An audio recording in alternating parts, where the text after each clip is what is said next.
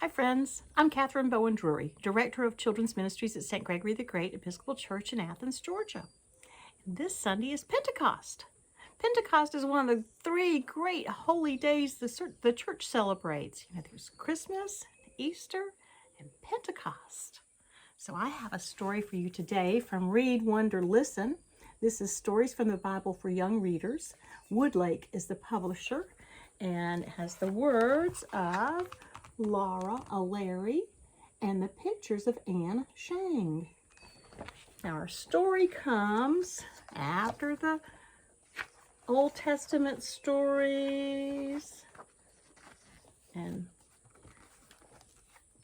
after Jesus's birth and Jesus's ministry and then Jesus's death, and then Jesus rose from the dead and was still somehow with the people. And then Jesus ascended to heaven. And now, let's see what happens after that.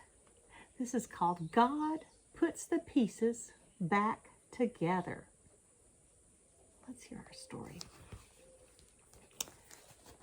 It had been 50 days since Passover, and now it was the Feast of Pentecost, the time when the Jewish people remember how God gave Moses the gift of the law. Once again, Jerusalem was filled with visitors from every nation, and the streets rang with a babble of different languages. In a house somewhere in the city, the disciples were waiting. This year, Pentecost stirred both excitement and fear. As they heard the story of Moses and the gift of God's ways, they wondered about the gift that Jesus had promised. What would it be? When would it come? How would they recognize it? And here was the hardest part. What were they supposed to do with it? The disciples did not want to draw attention to themselves.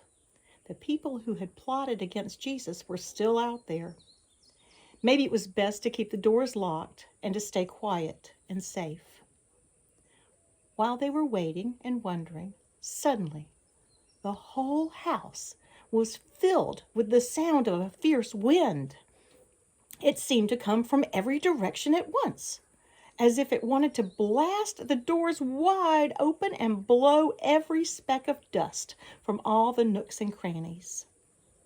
Then came fire, but not like any fire they had ever seen.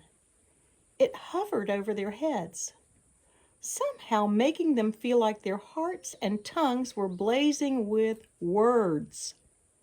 Words about God, words about Jesus. In spite of their fear, the disciples found they could not keep quiet. They unlocked the doors, flung them open, and rushed out into the streets of Jerusalem.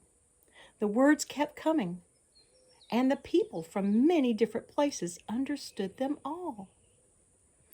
It was like the old story of the Tower of Babel, but in reverse. Instead of being scattered, people were coming together. Instead of confusion, there was understanding.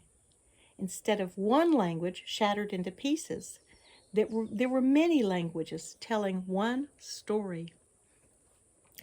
At the center of the crowd was Peter, talking like he had never talked before. He wondered where the words and ideas were coming from.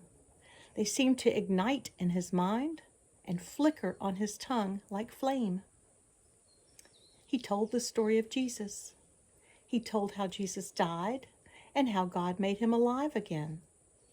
He told how Jesus had gone away, but promised to be with his people in a new way. He told about the gift of the Holy Spirit. But what does this mean for us? The people wanted to know. What should we do? Long ago, explained Peter, God gave Moses the gift of the law. The law was supposed to help people know how to follow God's ways so that they could become a new kind of people, a blessing to the whole world. But it was not enough. So God has given us a new gift, the gift of the Spirit.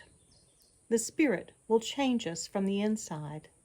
It will help us become the people we are meant to be. The crowd listened carefully as Peter continued. Open your hearts. Receive the gift. Change your ways. Be baptized. Start again. And many did. That's the end of that story. Here's the picture again. You can see Peter preaching. You know what's really cool is that gift of the Holy Spirit is still alive today. Sometimes people call the Holy Spirit the sustainer, the one who helps us all the time, who's always with us. And the Holy Spirit is with you too. I hope you have a great week. I hope you have a wonderful Pentecost. And if you're just now getting out of school, I hope you have a great summer. Bye.